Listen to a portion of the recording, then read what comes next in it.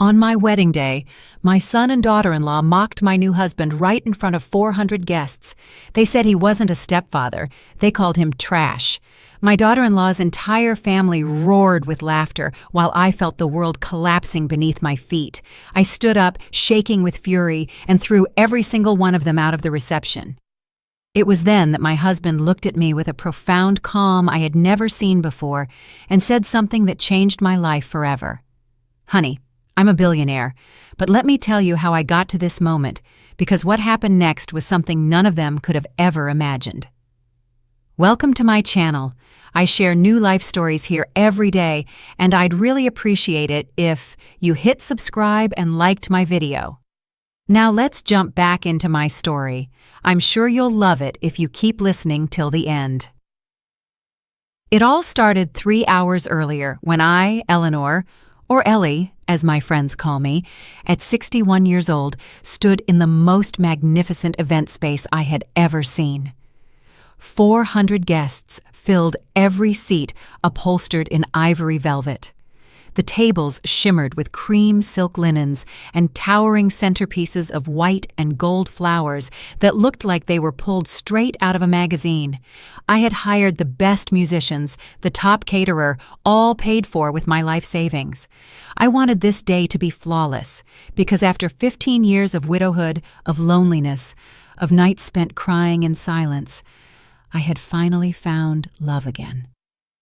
Elias, or Eli Vance, stood beside me at the altar in his modest but immaculate gray suit.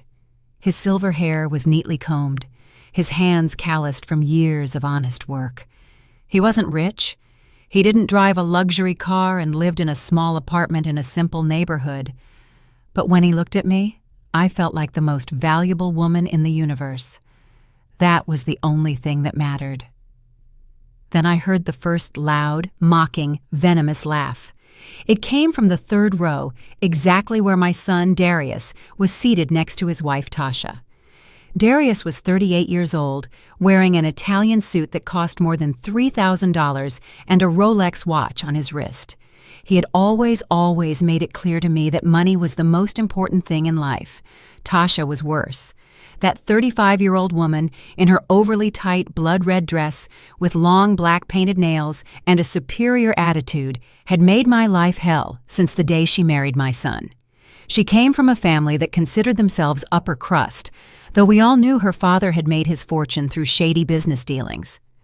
"Look at that," I heard Tasha whisper to her mother, loud enough for me to hear. "The old woman is marrying a pauper." Her mother, Brenda Jenkins, a woman with too many fake gold necklaces clanging around her neck, laughed, covering her mouth with her hand. "Poor Ellie.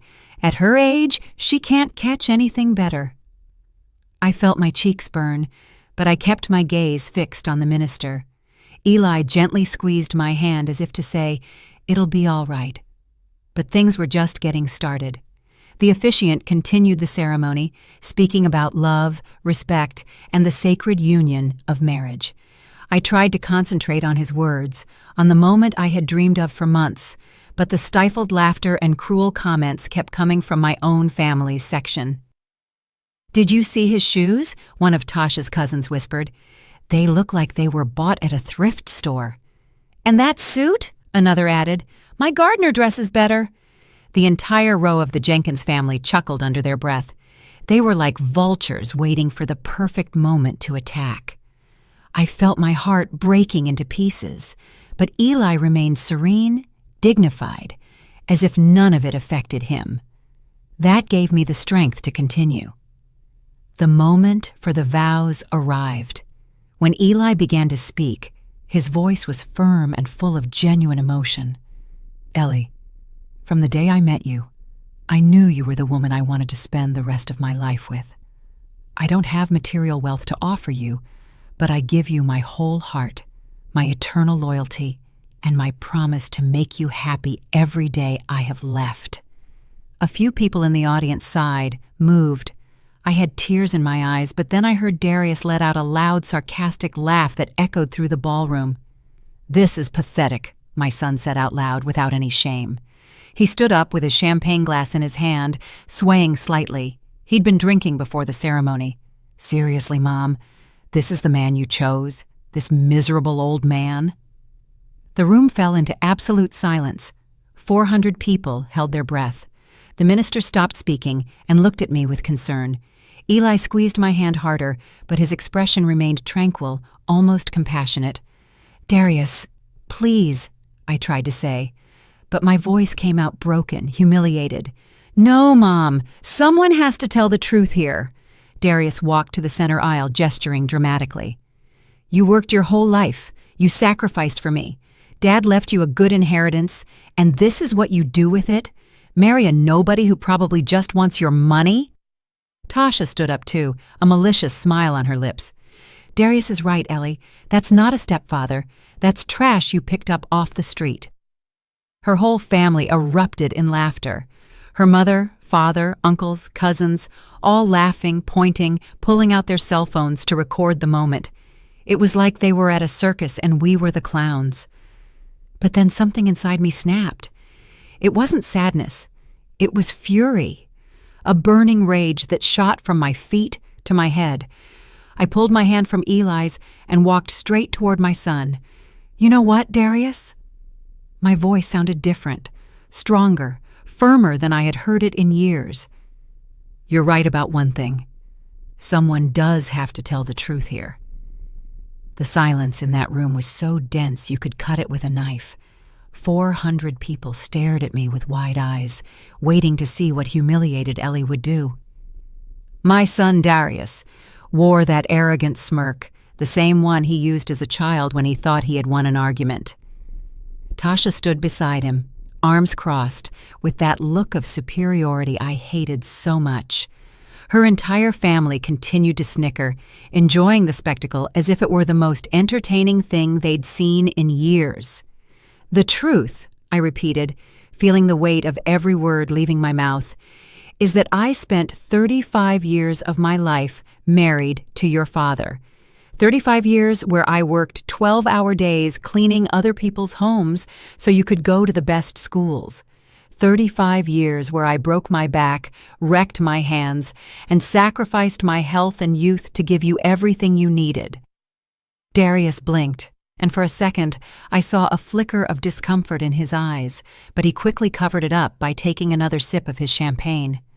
"Your father was a good man," I continued, feeling tears beginning to well up, but refusing to let them fall. "But when he died 15 years ago, he left me alone, completely alone. Do you know how many times I came to your house asking to spend time with me? How many times I called you crying because the loneliness was killing me?" "Mom, don't make a scene," Darius said, but his voice sounded less sure now. "A scene?" I laughed, but it was a bitter, painful laugh. "A scene is being alone every Christmas because you were too busy with Tasha's family. A scene is spending my 61st, 60th, 59th birthdays completely by myself because you couldn't even be bothered to send a text." Some people in the audience began to murmur. I could see looks of disapproval aimed at my son. But Tasha wasn't going to stay quiet. "Oh, please," she spat, stepping forward, her heels clicking against the marble floor. "Always the victim, aren't you, Ellie? Always complaining, always needing attention. You know what? Darius has his own life. He can't be babysitting you like you're a child." "Babysitting me?" I whispered, feeling something inside me begin to shatter. I didn't ask to be babysat. I just asked for a little love, a little respect, a little of the affection I gave him his whole life. Eli was still standing by the altar, watching the scene with a serene but alert expression. He didn't intervene. He didn't stop me. He was simply there, giving me the space to say what I had held inside for so many years. "And now," my voice trembled but remained strong, "now that I've finally found someone who makes me feel alive again, someone who treats me with dignity and respect, you come here to destroy it? You, my own son, come here to humiliate me in front of everyone? Because that man is a gold digger," Darius yelled, pointing at Eli with contempt. "Look at him. Look closely. He dresses like a bum. He lives in a dumpy apartment. He probably doesn't even have a bank account, and I'm supposed to be happy my mother is marrying that?" Tasha's family clapped and shouted in support. "Exactly," yelled Tasha's father, Larry Jenkins, a heavy man whose greasy mustache seemed to hang over his cheap cigar smell. "That miserable old man just wants your mother's money. It's obvious. You should be grateful Darius is worried about you," Tasha's mother Brenda added, shaking her multiple gold bracelets ostentatiously. "He's just protecting your assets." "My assets?" The words left my mouth like venom. "Since when did you care about my assets, Darius? Since when did you care about anything other than your own benefit?" "That's not fair," he protested, his face turning red. "Not fair? Let me tell you what's not fair. It wasn't fair that when I needed $1,000 for surgery 3 years ago, you told me you had no money, but 2 weeks later, you bought that Rolex you're wearing. It wasn't fair that when I asked to borrow $5,000 to repair my house, you made me sign a document with interest, as if I were a stranger. It isn't fair that every time I asked for help, you treated me like a bother, like a burden." The murmurs in the audience grew louder. I could see some people nodding their heads, others looking at Darius with critical eyes. My friends, the few I had invited, had tears in their eyes. Vivian Lewis, my best friend for 30 years, was openly crying. But Tasha wasn't finished. That woman never knew when to shut up. "You know what's really going on here, Ellie," she said, walking toward me with that superior attitude that made my blood boil. "You're desperate. You're old, you're alone, and you grabbed the first man who paid you any attention. It's pathetic. It's embarrassing. And frankly, my whole family is here as witnesses to the worst decision you've ever made." Her family roared in approval. The cousins, the uncles, even the friends they had brought, all laughing, all mocking. Some were recording with their phones, capturing every second of my humiliation to share later on social media. I could imagine the captions, "Crazy old lady marries a beggar," or "The most pathetic wedding of the year." I felt something inside me finally break. It wasn't sadness, it wasn't pain, it was determination, a strength I didn't know I possessed. I turned and walked to Eli, who was still standing by the altar with that inexplicable calm. I took his hand and looked him in the eyes. "Are you sure you want to marry me?" I asked in a low voice. "Because my family is a mess, and they clearly don't deserve to be here." Eli smiled. It was a small smile, but there was something in it, something I couldn't quite decipher. "Ellie, my love, I've never been surer of anything in my life, and you are right. There are people here who don't deserve to witness this moment." I turned back to the 400 guests. Most of them were good people, true friends, colleagues, neighbors who cared about me. But there was a specific group that had turned the most important day of my life into a nightmare. "Darius," I said, and my voice resonated through the room with an authority I had never used with my son. "You, Tasha, and your entire family, out of my wedding, out of my life." The silence that followed was deafening. Darius stared at me as if I had slapped him. "What?" he stammered. "Mom, you can't be serious." "I've never been more serious in my life. I want you to leave now." Tasha let out a hysterical laugh. "You're throwing us out? Your own family?" "Not my family," I replied coldly. "You and your parasites, yes. You have 5 minutes to leave this room, or I'll call security." Darius looked at me as if he couldn't believe what he was hearing. His face went from shock to indignation in seconds. "You're throwing me out of your wedding? Your only son?" "Yes," I replied without hesitating for a second. "I'm throwing out you, your wife, and all those vipers you brought with you." Tasha stepped forward, her index finger pointing at me menacingly. Her black nails looked like claws ready to strike. "You can't do this, you stupid old woman. You have no right." "I have every right in the world. This is my wedding. I paid every cent for this event. I hired this venue. I paid for the food. I hired the musicians, and I have every right to decide who stays and who goes. And you are definitely going." Tasha's father, Larry, got up from his seat, his belly hanging over his belt. "Who do you think you are talking to us like that? My family has influence in this city. We can ruin you." "Ruin me then," I said, feeling a boldness I didn't know existed inside me. "You've already ruined the most important day of my life. What more can you do to me?" Tasha's mother, Brenda, also stood up, making all her gold bracelets clank scandalously. "This is an insult! A total lack of respect! We came all the way here to support this ridiculous marriage, and this is how you repay us?" "Support?" I laughed bitterly. "You call mocking my husband, calling him trash, and humiliating him in front of everyone support?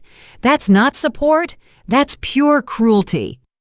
One of Tasha's cousins, a young guy with too much hair gel, shouted from his table, "Your husband is trash! We all know it. Just look at him. He looks like a bum you picked up off the street." Several members of their family laughed and applauded. They were enjoying this. They were truly enjoying tearing me down on my own special day. Eli finally spoke. His voice was calm, almost gentle. But there was a tone of firmness I had never heard from him before. "Young man, you don't know me. You know nothing about me, and yet you feel entitled to insult me. What does that say about you?"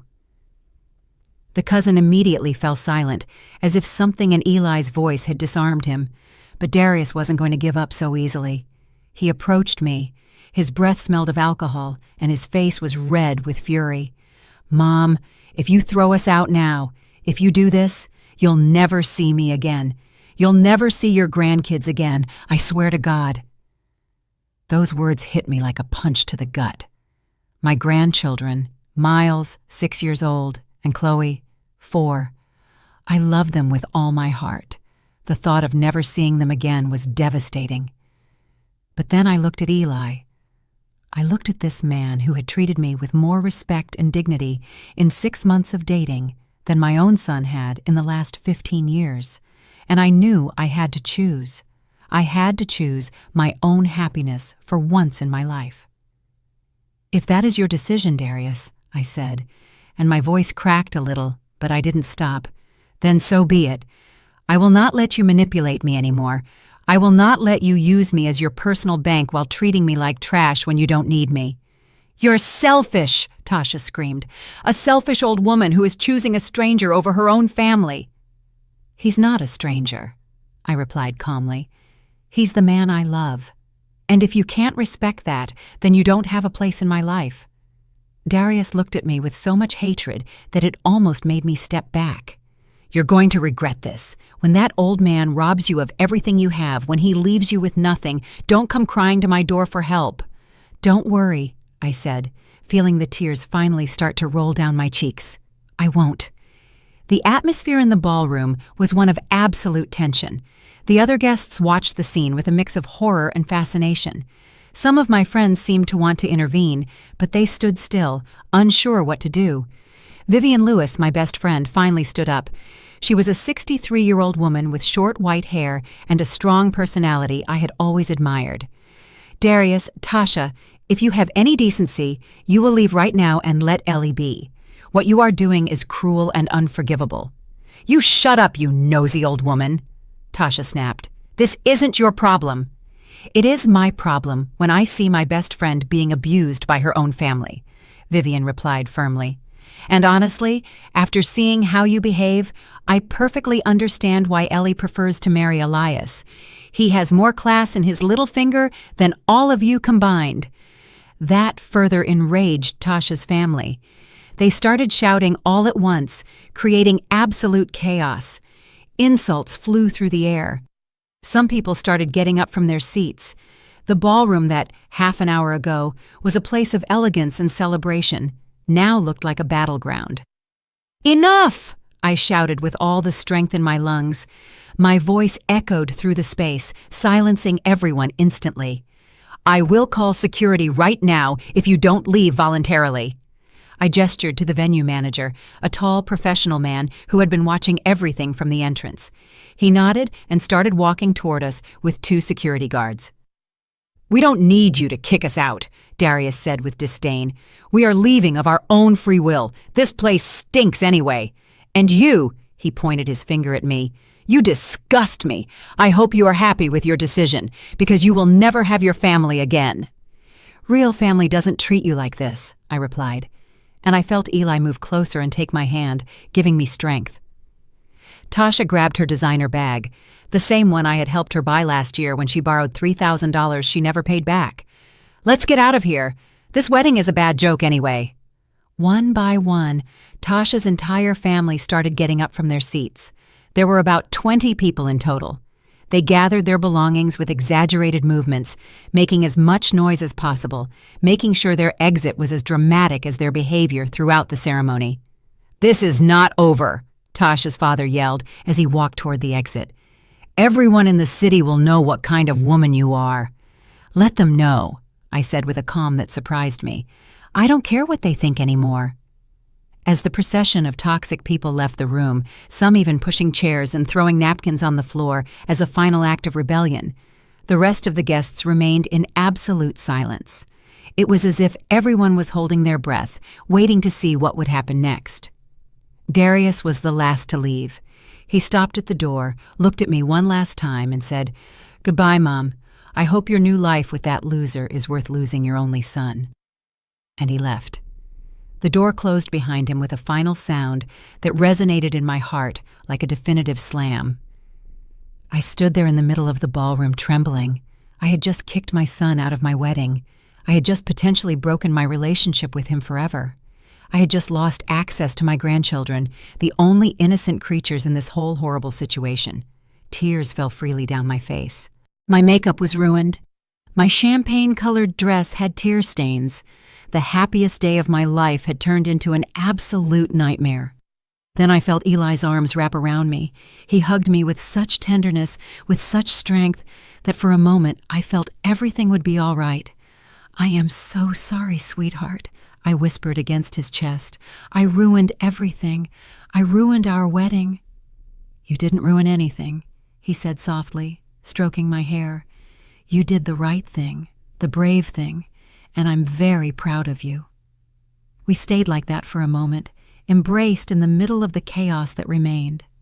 The other guests slowly began to applaud, first Vivian, then other friends, until the whole room was clapping. It wasn't applause for celebration, it was applause for support, for solidarity. Eli gently separated from me and took my hands. He looked me in the eyes with an intensity I had never seen before. "Ellie, my love, there's something I need to tell you." "What is it?" I asked, wiping my tears. He took a deep breath, as if he were about to reveal something momentous. "I'm not who you think I am." My heart stopped for a second. What did that mean? After everything that had just happened, now he had a secret too? "Eli, what are you saying?" My voice trembled. He smiled, but it was a strange smile, sad and happy at the same time. "Honey, I'm a billionaire." I stared at him as if he had spoken in a foreign language. The words had come out of his mouth, they had reached my ears, but my brain refused to process them. "What did you say?" "I am a billionaire, Ellie," Eli repeated with absolute calm. "I have over $2 billion in assets, properties in a dozen countries, companies, investments, everything." I felt my legs begin to fail. Vivian rushed toward me and held my arm. "Ellie, breathe, breathe, friend." But I couldn't breathe, I couldn't think. Everything that had happened in the last hour, the humiliation, the pain, kicking out my own son, and now this. "I don't understand. I don't understand anything. You live in a small apartment, you drive an old car, your clothes." "It's all a conscious choice," Eli said, and his voice was so gentle that it made me want to cry again. After my first wife passed away 8 years ago, after seeing how everyone around me only wanted my money, I decided to live simply. I wanted to find someone who would love me for who I am, not for what I have. The room was in complete silence. Everyone listened to every word with absolute attention. This was more dramatic than any soap opera they had ever seen. "That's why you wear those clothes?" I whispered, beginning to understand. "That's why you live in that place? That's why you never let me pay when we went out?" "Exactly," he nodded, "and I found exactly what I was looking for. I found you, Ellie, a genuine, kind-hearted woman who treated me with respect and affection, even when you thought I had nothing to offer except my love." Tears returned to my eyes, but this time they were different. They weren't tears of pain or humiliation. They were tears of something I couldn't yet name. "Why are you telling me now? Why here, after all this?" Eli looked toward the door where Darius and Tasha had left minutes before. "Because I wanted you to see who they really are. I wanted you to see their true character when they thought I was nothing, and I wanted you to make your own decision about them before knowing the truth about me." "My God," I whispered, covering my face with my hands. My son just insulted and humiliated a billionaire." "Your son just insulted and humiliated the man you love," Eli gently corrected. "The money shouldn't change that." He was right. He was completely right, but my mind was still spinning, processing this impossible information. $2 billion. How? Where from? Eli smiled, and for the first time, I saw a flash of pride in his eyes. "I started with nothing, just like you. I worked construction for 20 years. I saved every penny. I invested in real estate when no one else would. I bought properties everyone said were worthless. I built an empire brick by brick. But when my wife, my beloved Letitia, died of cancer, all that money meant nothing. I couldn't save her. I couldn't make her stay with me for one more day." His voice cracked at the end, and I saw the genuine pain in his eyes. This man had suffered, had loved, and lost, just like me. "After her death," he continued, "everyone around me changed. My friends only called when they needed money. The women who pursued me only saw dollars. My own in-laws tried to sue me for the inheritance. I realized that money had poisoned all my relationships, so I decided to disappear from the radar. I maintained my businesses, but I completely changed my lifestyle." Vivian was still by my side, supporting me, but even she was slack-jawed, listening to this story. "Meeting you, Ellie," Eli took my hands in his. "It was like coming back to life. You treated me with dignity. You listened to me when I spoke. You laughed at my bad jokes. You cooked me your home-cooked meals. You invited me into your house without caring that my clothes were old or my car was rusty. You loved me for who I am." I don't know what to say," I stammered. My world had been completely turned upside down in less than 2 hours. "You don't have to say anything right now," he said, tenderly caressing my cheek. "I know it's a lot to process. I know all this is overwhelming, but I wanted you to know. I wanted you to know that you made the right decision, that defending our love, defending our relationship was worth it." Suddenly, everything began to click into place in my mind like puzzle pieces. The small details I had noticed but never questioned, the way Eli always seemed so sure of himself, the way he spoke about business with deep knowledge, the times he had casually mentioned traveling the world, his education, his vocabulary, his mannerisms. It all made sense. "Did anyone else know?" I asked. "Did anyone know the truth about you?" "My lawyer, Marcus King," Eli replied. "He's here today in row 12. He's been managing my affairs for the last 8 years. I asked him to come to our wedding as a witness." I looked toward row 12 and saw a distinguished man in his 50s, wearing a clearly expensive suit, nodding his head as our eyes met. He looked like someone important. How had I not noticed him before? "And what happens now?" I asked, feeling completely lost. "What does all this mean for us?" Eli smiled with the same love I had seen in his eyes from the first day we met. "It means that now we can start our life together without secrets. It means I can give you everything you deserve. It means you'll never have to worry about money, security, or anything ever again. But more important than all that," he squeezed my hands harder, "it means I found someone who truly loves me, and that is worth more than all the millions in the world." Tears streamed down my face freely. Now I couldn't control them. It was all too much. The emotion, the shock, the revelation, everything mixed in a whirlwind of feelings I couldn't process. Vivian hugged me tightly. "Girl, I always told you this man was special. I always knew it." Other guests began to approach, offering words of support and congratulation. But I remained in a state of shock, trying to process this new reality. "There's something else you should know," Eli said softly. "The $5,000 your son Darius lent you with interest? I already paid it off without you knowing. I deposited the full amount into his account 3 months ago." "What?" My voice came out as a shriek. I didn't want you to have that debt hanging over your shoulders, but I asked Mark to do it anonymously. I wanted to see if Darius would mention it to you, if he would give you the money back, or if he would tell you the debt was settled. He never said anything to you, did he?" I shook my head slowly, feeling a new wave of betrayal hit me. He never said a word. In fact, 2 weeks ago he called me asking when I was going to pay him. Eli sighed sadly. "I figured. That's why I needed you to see his true character before we got married. I needed you to know exactly who you were dealing with." Then everything made sense. The test. It had all been a test not for me, but to reveal the true nature of the people around me, and they had all failed spectacularly. "My son," I whispered, feeling my heart break again. My own son was scamming me. "I am so sorry, sweetheart," Eli said, hugging me. "I know it hurts. I know it's devastating, but it was better for you to know now than to continue living in ignorance." He was right. Of course he was right. But that didn't make it hurt any less.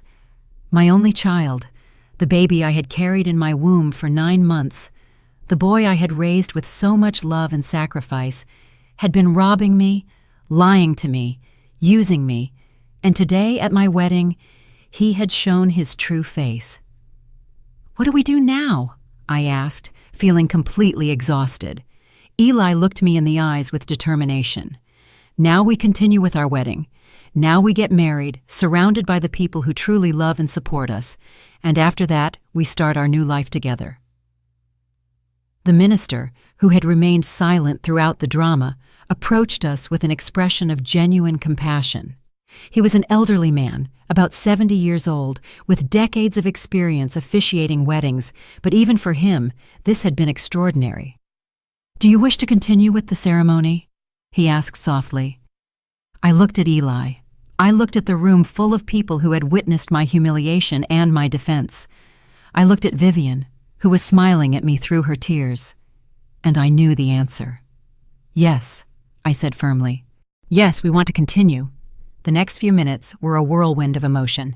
The minister resumed the ceremony where we had left off. This time, there were no interruptions, no cruel laughter, no hurtful comments. There was only love, support, and a completely different energy in the atmosphere. When Eli placed the ring on my finger, I felt as if I were starting a completely new life. And when he declared us husband and wife, the room erupted in genuine, heartfelt applause. I kissed my husband, and in that moment, all the pain of the last few hours momentarily vanished. I was happy. I was married to the love of my life, and nothing else mattered at that instant. The reception was beautiful. Without the toxic presence of Darius, Tasha, and their family, the atmosphere completely transformed. People danced, laughed, and celebrated with genuine joy. My friends constantly approached me to congratulate me and tell me how brave I had been. Some even admitted they had always thought Darius treated me badly, but had never dared to say so. During dinner, Eli stood up and asked for everyone's attention. The room fell silent. "I want to thank everyone who stayed today," his voice began, resonating with natural authority. "You have been witnesses to something very difficult, but also something very important. You have seen an incredible woman defend her dignity and her right to be happy. And I want you to know that I am honored to be her husband." Applause filled the room. Eli continued, "I also want to clarify something. Some of you heard my confession a while ago, and I know many of you have questions, so let me be completely transparent. I am the founder and owner of Vance Development Group, VDG, one of the largest real estate development firms in the Southeast." There was a collective gasp. Vance Development Group was legendary. They had built some of the most iconic high-rises in the region: luxury hotels, commercial centers, residential complexes. I myself had cleaned floors in some of those buildings when I worked in janitorial services. "The reason I never mentioned it," Eli continued, "is because after losing my first wife, I realized that money attracted the wrong kind of people. I wanted to find true love, not self-interest, and I found it in Ellie. This woman loved me when she thought I was a simple retired laborer. She gave me her heart without expecting anything in return, and that, my friends, is priceless." He took my hand and raised me so I stood beside him. So now, I want to promise her, in front of all of you, that I will dedicate the rest of my life to making her happy, to giving her everything she deserves, and to protecting her from anyone who tries to harm her. The ovation was deafening. Vivian was openly weeping. Other friends hugged each other, moved.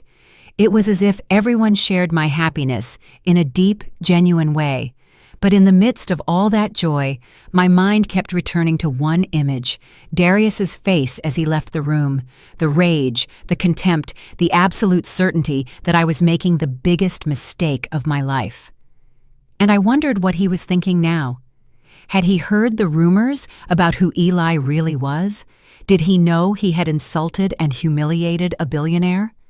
As if Eli could read my thoughts, he leaned toward me during the dance and whispered, "I know you're thinking about him. It's normal. He's your son."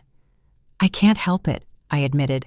"Despite everything he did, he's still my son, and it hurts. It hurts so much." "I know, sweetheart, and I don't expect that to change overnight, but I want you to know something. The fact that he's your son doesn't give him the right to abuse you. Family love shouldn't include abuse, manipulation, or humiliation." He was right. I knew it in my heart, but a mother's heart is complicated. You can know your child has hurt you deeply and still love them. You can recognize their toxicity and still miss them. It's a painful contradiction only mothers fully understand. The party continued into the late hours of the night. We danced, ate cake, and toasted with champagne that cost more than I used to earn in a month cleaning houses. It was all surreal. This morning, I had woken up as Ellie, the 61-year-old woman who had worked hard all her life to survive. Now, I was going to sleep as Ellie Vance, the wife of a billionaire. When we finally retired to the bridal suite Eli had reserved at the city's most luxurious hotel, I felt overwhelmed by everything. The room was larger than my entire apartment. It had floor-to-ceiling windows overlooking the entire illuminated city, a massive bed with sheets that probably cost thousands of dollars, and a marble bathroom with a tub that looked like a small pool. "Are you all right?" Eli asked, taking off his jacket. I sat on the edge of the bed, still wearing my champagne-colored dress. "Honestly, I don't know. I feel like I'm in a dream, or maybe a nightmare, or both at the same time." Eli sat beside me and took my hand. "I know it's a lot to process. Everything changed in a matter of hours. But I want you to know something very important, Ellie. Nothing between us has changed. I'm still the same man you met 6 months ago. The same man who fell in love with your laugh, your kindness, your strength. Money is just money. It doesn't define who I am." "But it changes everything," I whispered. "It changes absolutely everything." "It doesn't have to," he insisted. "We can continue to live simply if that's what you want. Or we can enjoy some comforts. You decide. This is our life now, our decision."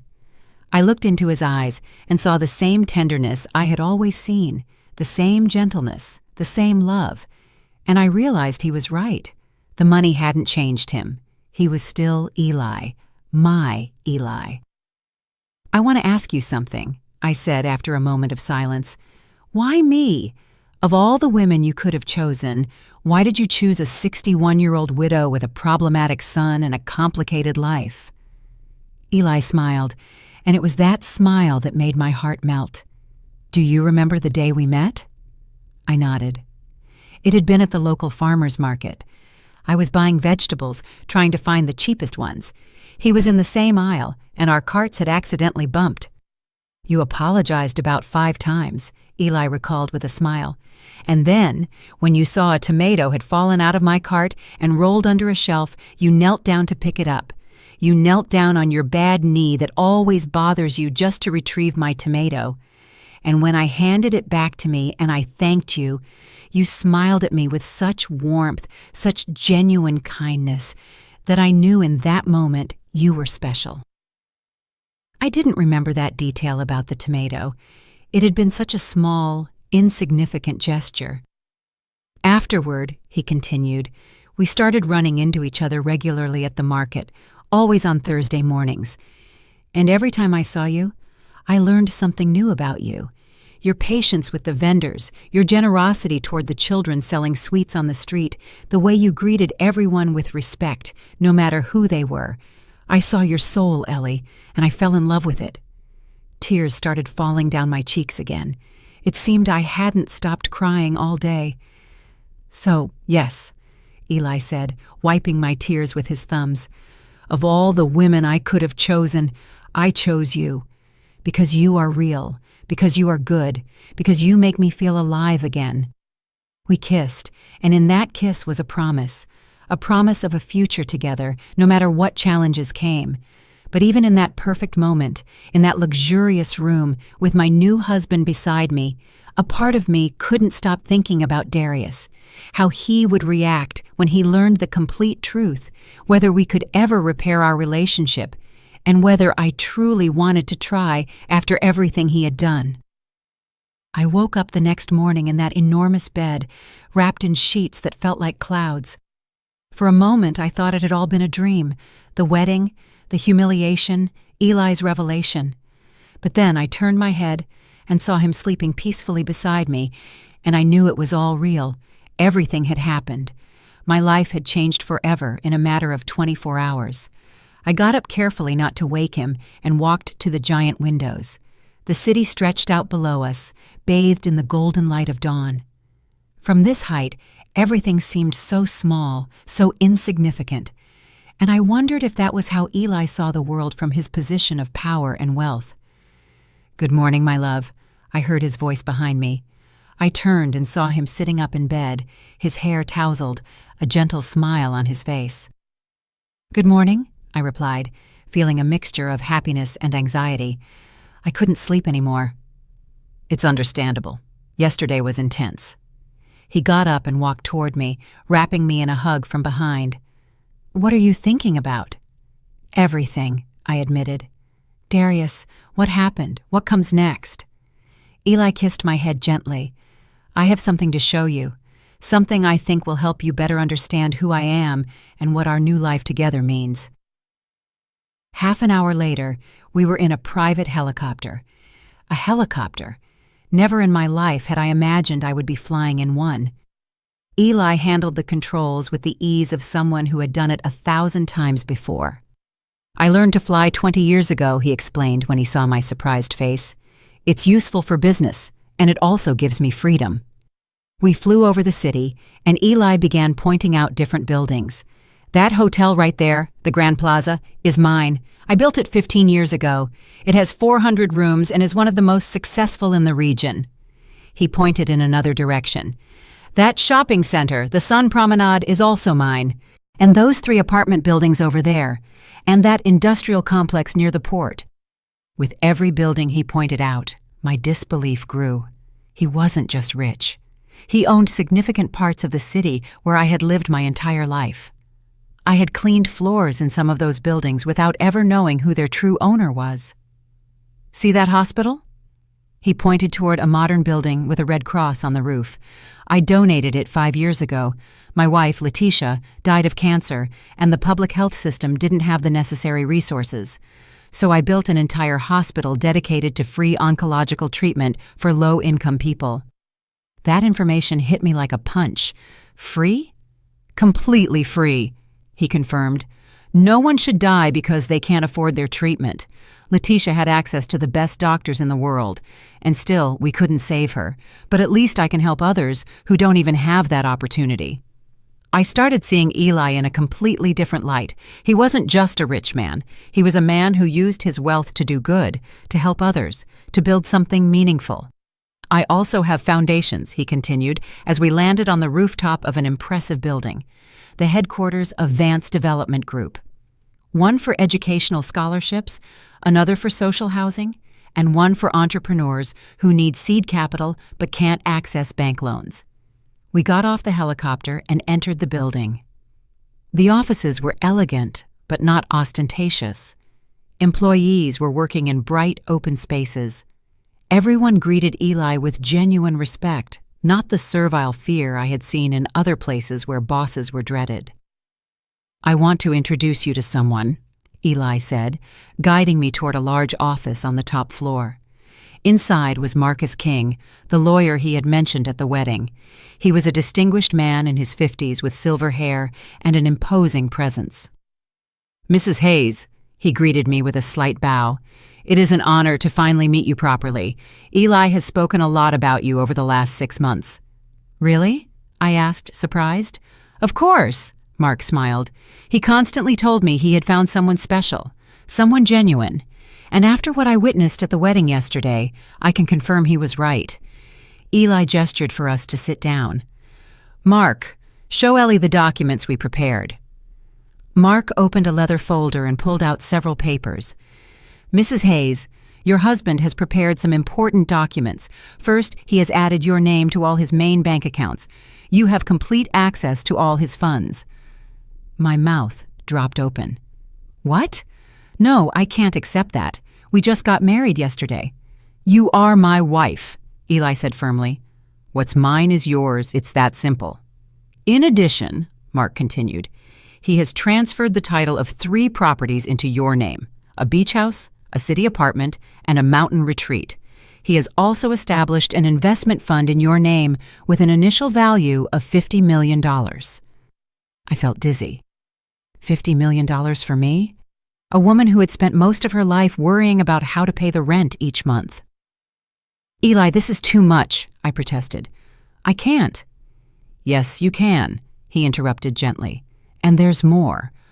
I've also established trust funds for your grandchildren.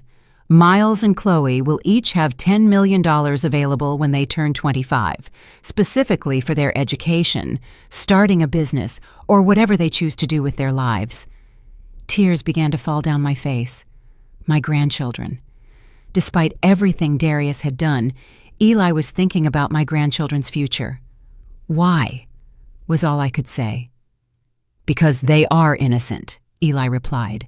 "Because they are not to blame for their parents' actions, and because they are your blood, Ellie. They are important to you, so they are important to me." Mark continued explaining more details. Life insurance policies, diversified investments, commercial properties.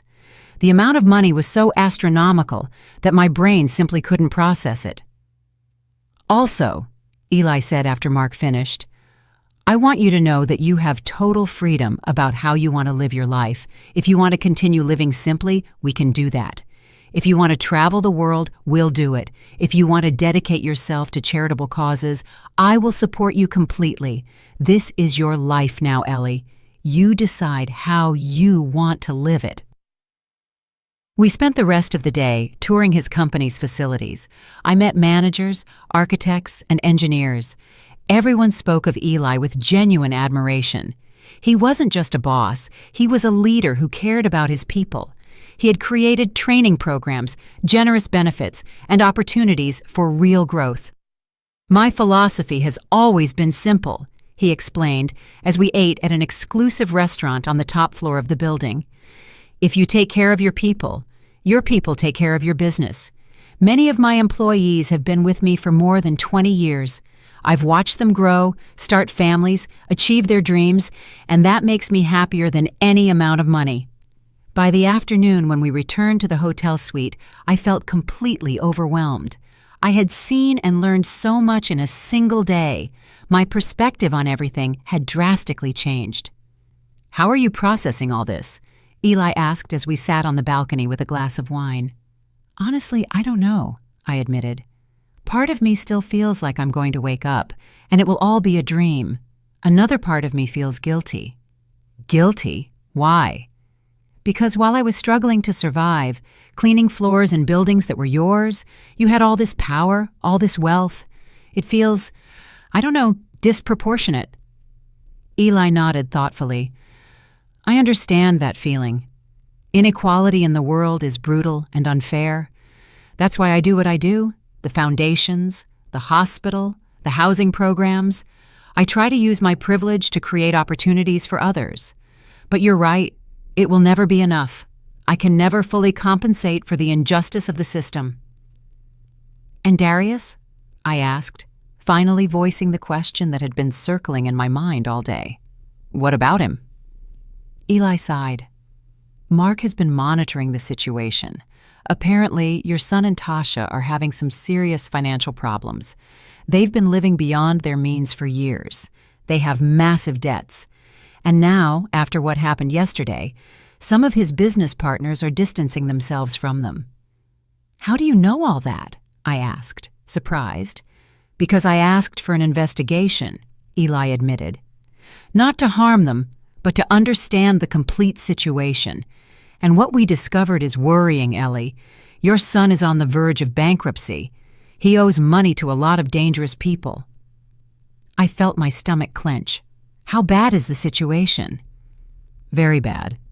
He owes close to $2 million between bank loans, credit cards, and failed investments, and some of his creditors are not exactly patient or legal. My heart sank. Despite everything Darius had done to me, he was still my son. The thought of him being in danger terrified me. $2 million? I repeated, feeling panic begin to set in. How is it possible for him to owe that much money? Eli took my hand. According to Mark's investigation, Darius invested in several fraudulent businesses. He bought shares in shell companies.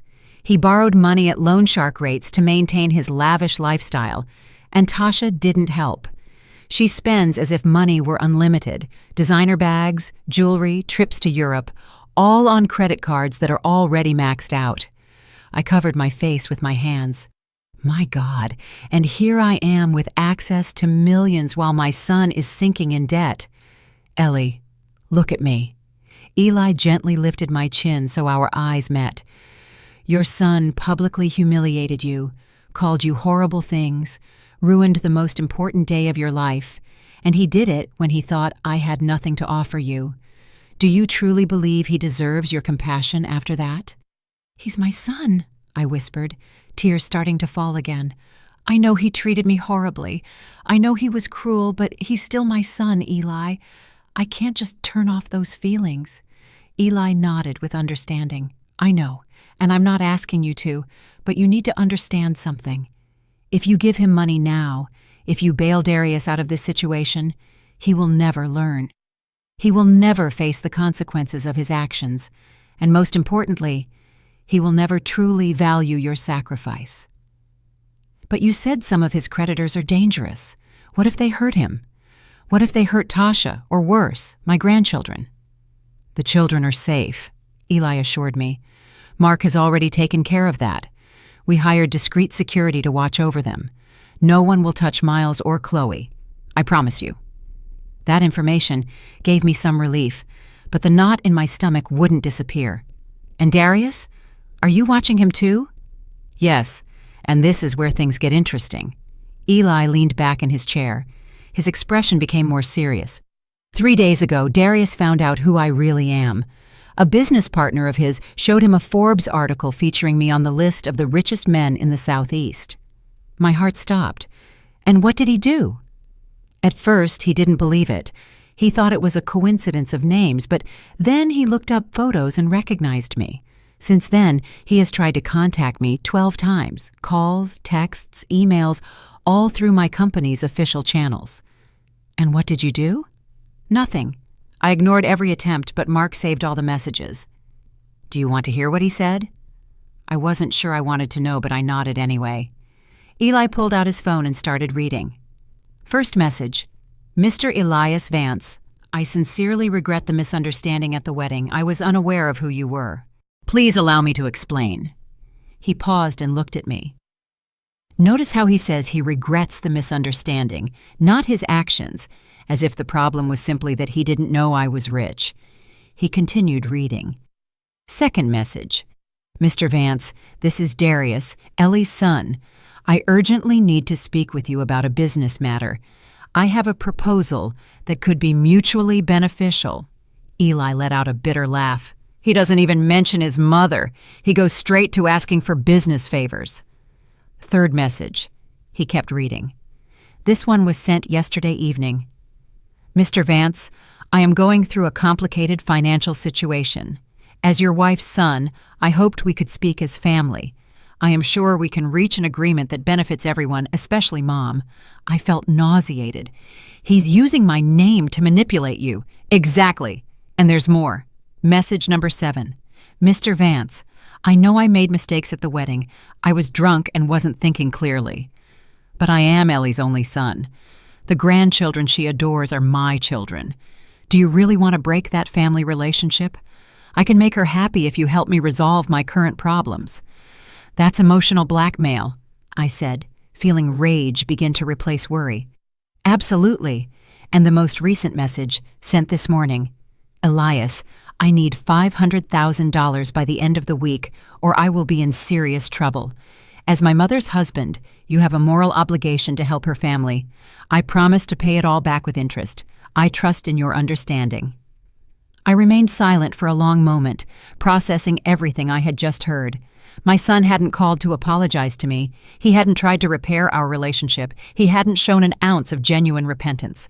He only wanted money. He was only trying to use my marriage to solve his own financial problems. What are you planning to do? I finally asked. The question is, what do you want me to do? Eli replied, You are his mother. You are my wife. This decision affects you as much as it affects me. I stood up and walked to the edge of the balcony, looking at the city stretching out below us. Somewhere down there, my son was desperate, scared, probably planning his next move. Part of me, that maternal part that never disappears, no matter how much you're hurt, wanted to rush and save him. I wanted to give him the money and solve all his problems. But another part of me, the part that had been humiliated in front of 400 people, the part that had been used and manipulated for years, the part that had finally found the strength to defend her dignity, knew that would be a mistake. Don't give him the money, I said finally, my voice firmer than I expected. Not yet, not like this. Eli approached me and hugged me from behind. Are you sure? No, I admitted, but I know it's the right thing to do. If we bail him out now, without real consequences for his actions, we will only be enabling his behavior. He needs to hit rock bottom. He needs to understand that he can't treat people like that and get away with it. It's a brave decision, Eli said, kissing my head. It's a painful decision, I corrected, but a necessary one. The following days were an emotional roller coaster. Eli and I went on our honeymoon to a private island in the Caribbean, which of course he owned. It was a paradise with white sand beaches, crystal clear water, and absolute privacy. I tried to relax, to enjoy this time with my new husband, but my mind kept returning to Darius. Mark kept us informed of the situation.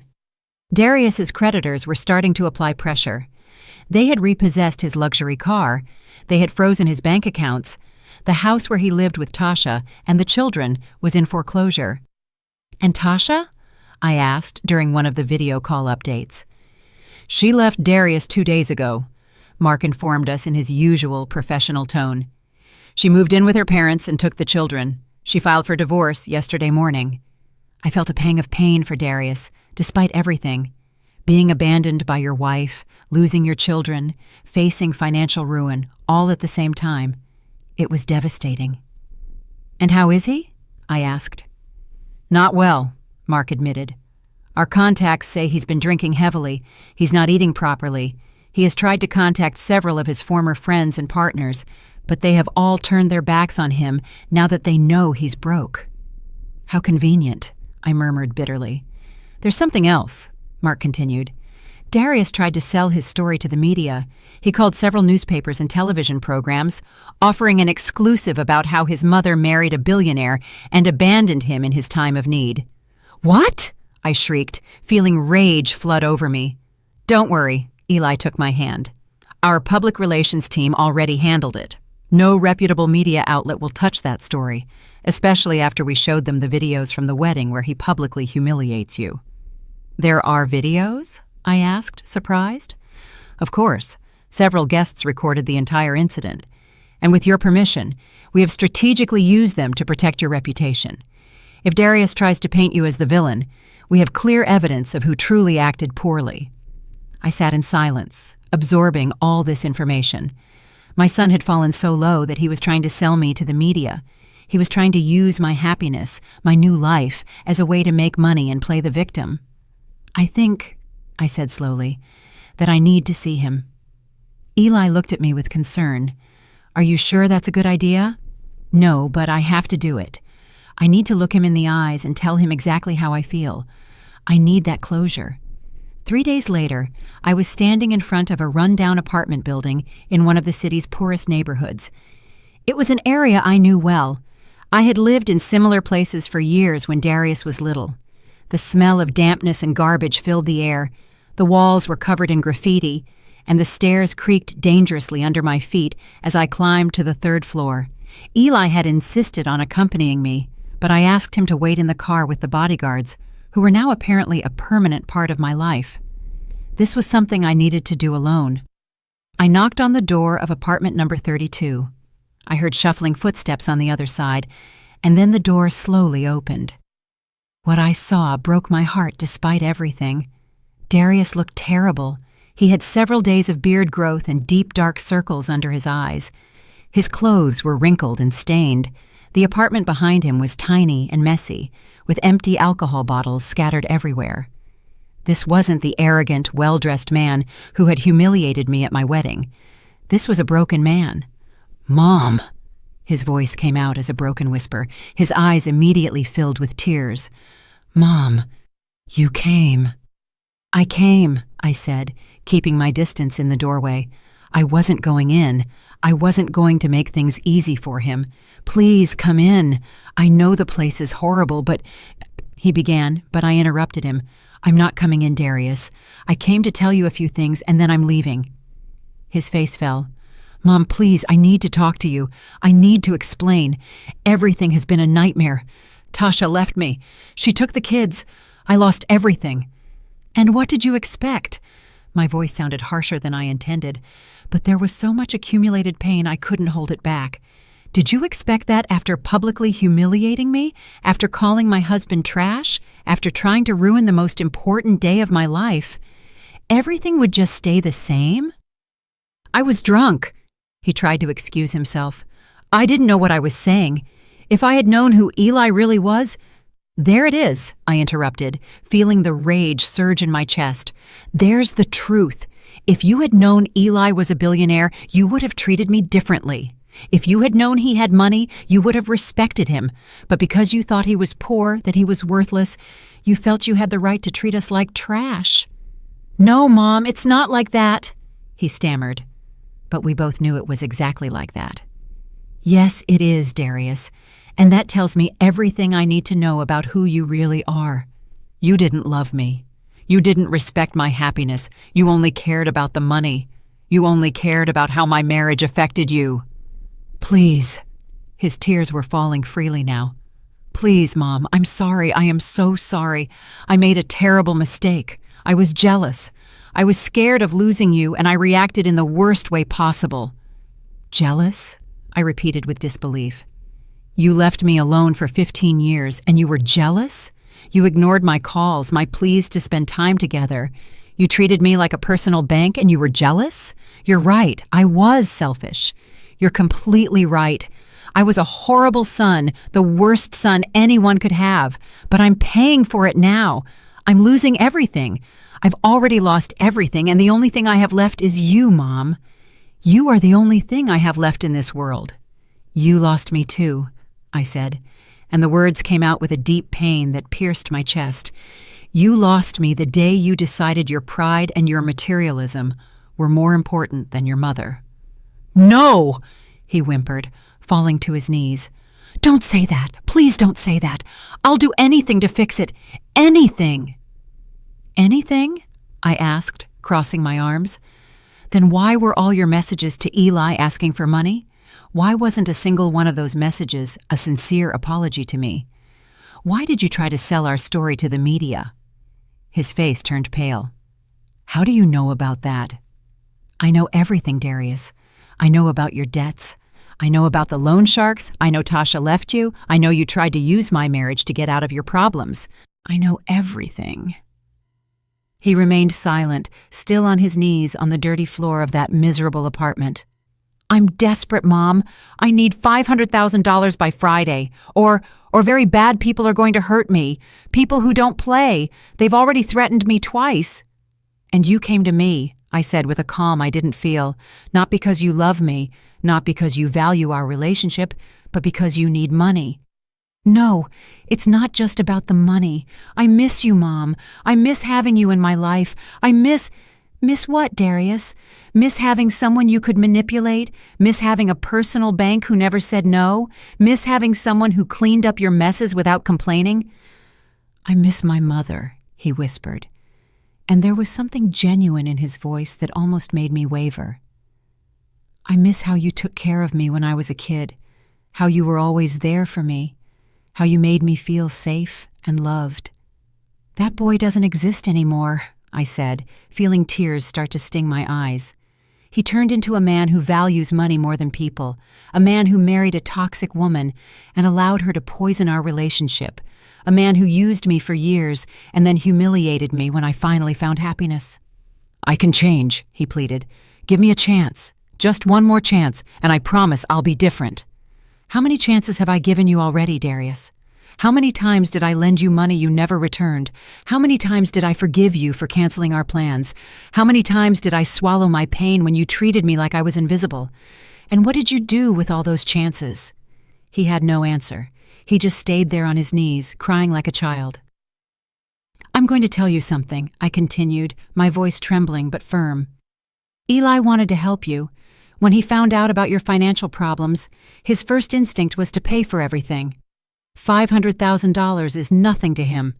He could write that check right now and not even notice it in his bank account. Darius's eyes lit up with hope. He would really do that? He would, I confirmed. But I told him not to. The hope on his face turned to shock. What? Why? Because if I rescue you now, you will never learn. You will never understand the real value of things. You will never value people over money. You will continue to be the same superficial, materialistic man who treated me like trash. But Mom, they're going to hurt me. These men aren't playing. They've threatened to kill me. I know, I said, and my heart broke as I spoke the next words. And that terrifies me, because despite everything you've done to me, you're still my son, and I don't want anything bad to happen to you. But I also can't continue to be your eternal savior. I can't keep being the person who fixes all your problems while you never face the consequences of your actions. Then what am I supposed to do? He shouted, his voice full of despair. Just wait for them to kill me? You are going to do what any responsible adult would do, I replied. You are going to the police. You are going to report the loan sharks. You are going to ask for protection, and you are going to start rebuilding your life from scratch, the right way. The police can't do anything against these people. They're too powerful. They have too many connections. Then I'm going to give you something better than money, I said, pulling a business card from my purse. It was Mark King's. This is Eli's lawyer. He's one of the best in the country. Call him. He will handle your legal situation, protect you from the creditors, and help you file for bankruptcy in an orderly manner. Darius took the card with trembling hands. And after that, what? After I'm safe, will you come back into my life? That depends on you, I replied. It depends on whether you truly change, whether you learn from this, whether you can become the man I know you can be, the man I raised you to be.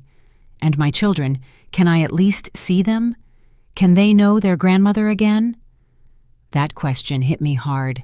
Miles and Chloe. I had missed them every day since the wedding. I will talk to Tasha, I promised, but she doesn't owe me anything. If she decides she doesn't want me to see the children for now, I'll have to respect that decision.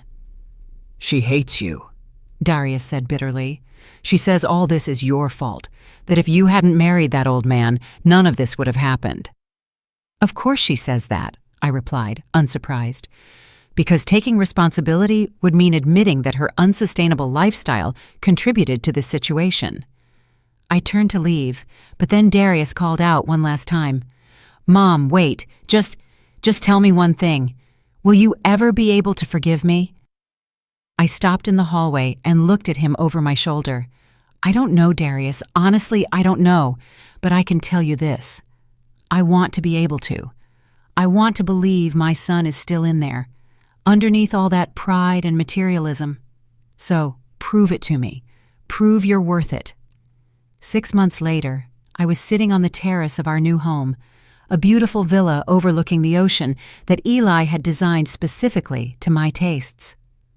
The sea breeze caressed my face as I sipped my morning coffee and watched the waves break against the private beach. It was a life I had never imagined for myself, and yet here I was, living it. My phone rang. It was Vivian, my friend. "Ellie, turn on the news! Channel 7, quick!" My heart pounding, I turned on the television. What I saw took my breath away. It was Darius, but not the broken man I had seen 6 months ago. He was in a simple but dignified suit, standing in front of a group of young people at what looked like a community center. "1 year ago," Darius was saying to the camera, "I lost everything. I lost my house, my marriage, my money. But worst of all, I lost my dignity, and I almost lost my mother. Today, I'm here to tell these young people my story, not for them to pity me, but for them to learn from my mistakes." The reporter asked him questions about his downfall and recovery.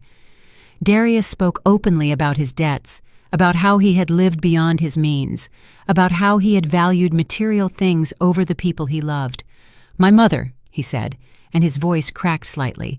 "She gave me the hardest but most important lesson of my life. She let me fall. She let me face the consequences of my actions, and at first I hated her for it. But now I understand it was the greatest act of love she could have ever given me." Eli appeared behind me and put a hand on my shoulder. "Are you all right, sweetheart?" "I don't know," I whispered, unable to take my eyes off the screen. The report continued, showing how Darius had filed for bankruptcy with Mark's help, how he had found work at a construction company, starting from the bottom as an assistant. They showed his small but clean and orderly apartment. They showed how he now gave talks at schools and community centers about financial literacy and the consequences of materialism. "And his relationship with his mother?" the reporter asked. Darius looked down. "We are working on that slowly. She gave me her number 3 months ago, and we talk once a week. They are difficult conversations. There is a lot of pain to heal, but for the first time in years, I feel like we are being honest with each other." It was true. After he called Mark that day in his apartment, things had gradually begun to change. Mark had handled his legal situation brilliantly, reaching agreements with creditors and protecting Darius from any violence. The bankruptcy had been humiliating for him, but necessary. 2 months after our meeting, Darius had sent me a letter, not a text message, not an email, but a 10-page handwritten letter. In it, he detailed all his remorse, his arrogance, his materialism, how he had allowed Tasha to poison our relationship. But most importantly, he apologized. He didn't ask for anything. He didn't mention money. He just apologized deeply and sincerely. That letter made me cry for hours. Eli held me while I processed all those complicated feelings. I gave him my phone number a week later. Our first conversation was awkward, uncomfortable, full of long silences. But we continued. Every week, without fail, we talked for 30 minutes. "And his children?" the reporter continued on TV. "That's a process," Darius replied. "Tasha and I are in co-parenting therapy. It was something I suggested because I want my kids to have functional parents, even if we are no longer together." "Is there a message you would like to give to people going through similar situations?" Darius looked directly into the camera. "Yes. Pride will destroy you if you let it. Materialism will consume you, and the people who truly love you, the ones who are willing to let you fall so you can learn to fly, those are the ones you should value more than anything in the world. I also want to say something to my mother, if she's watching this." My heart stopped. "Mom," Darius said with tears in his eyes, "I know you're probably watching this. I want you to know that every day I am working on being the man you deserved as a son. Every day I try to be better. I don't expect you to forgive me tomorrow or next year or ever if you don't want to. But I want you to know that I understand now. I understand everything, and I love you. I have always loved you, even when I was too stupid and arrogant to show it." Tears streamed down my face uncontrollably. Eli hugged me tightly. The following month, I received another surprise. Mark called me to inform me that Darius had paid back the money he owed, the $5,000 Eli had paid for me. He worked overtime for 4 months to gather the money, Mark explained. That night, I sent Darius a text message for the first time. Just 3 words. I'm proud of you. His response came 20 minutes later. That means more to me than any amount of money in the world. 2 weeks later, we met at a neutral coffee shop. It was awkward at first. There was so much to say and yet nothing to say. But slowly we began to talk. Would you like to meet the children again? I asked cautiously. Darius's eyes lit up. You would really do that? They are my grandchildren, I said simply. I never stopped loving them. The reunion with Miles and Chloe was one of the most emotional experiences of my life. Eli was wonderful with them. He taught them to swim in our pool, told them stories, and showed them that wealth doesn't make you better than anyone else. One day, as we watched the children play on the beach, Darius said to me, "Thank you for not giving up on me, Mom." Parents never give up on their children, I replied, but sometimes we have to let them fall so they can learn to fly. Eli and I established a foundation in honor of his first wife, Letitia. The Letitia Foundation helped elderly women who had been abandoned by their families. It was my idea, born from my own experience. One evening, exactly 1 year after our wedding, Eli and I renewed our vows. This time, it was a small ceremony at our home, only with the people who truly mattered. Darius was there with Miles and Chloe.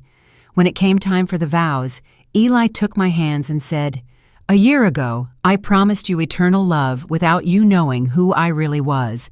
Today, I promise it to you again, now that you know everything."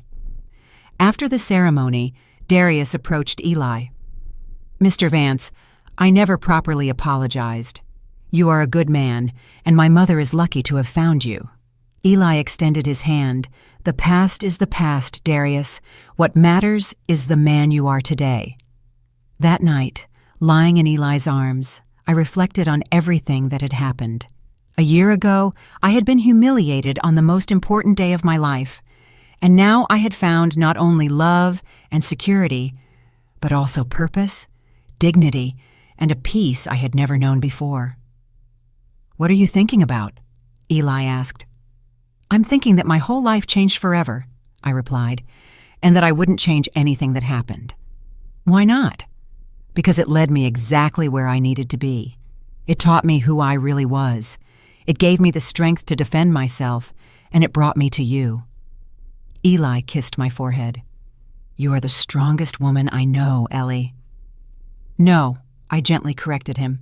"I'm a woman who learned to be strong when she had no other choice, and that makes all the difference." "I'm really glad you're here and that I could share my story with you.